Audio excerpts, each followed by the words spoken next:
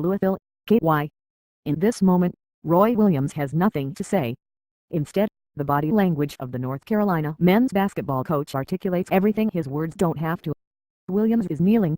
His elbow is on his knee, and two fingers frame his chin. There's a bit of a scowl on his face. In just a second, he'll take off his glasses and point to sophomore forward Isaiah Hicks, motioning for him to sub in for junior forward Brice Johnson. There are still nearly 4 minutes left on the clock of number 10 Louisville's eventual 78-68 overtime win over number 13 North Carolina on Saturday, but Johnson has already fouled out. Hicks, who will replace him, has 4, and in the matter of just 41 seconds, he'll be gone with 5-2. Such was the script for the Tar Heels' 17-5, 7-2 ACC Saturday, who saw 6 of the 9 players who took the floor end the game with at least 4 fouls. Kennedy Meeks, J.P. Tokoto and Justin Jackson all had 4 by the end of the overtime period, and Nate Britt would join Johnson and Hicks on the bench with 43 seconds remaining in extra time. Junior guard Marcus Page had 3. "We tried to talk about not fouling, and we put them on the line 44 times, said Williams in his opening statement. When we played at Kentucky, we shot 12 free throws, and they shot 31.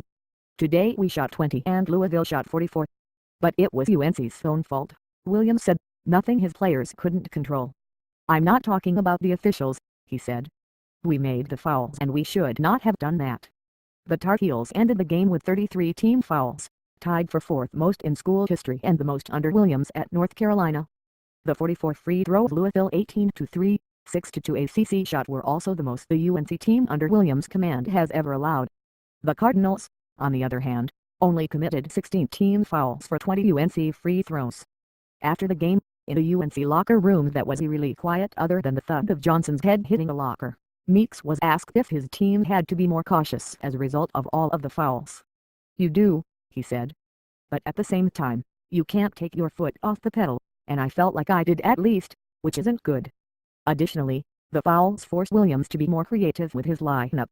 At one point, the Tar Heels were forced to go small, keeping Meeks as the only big man in the game.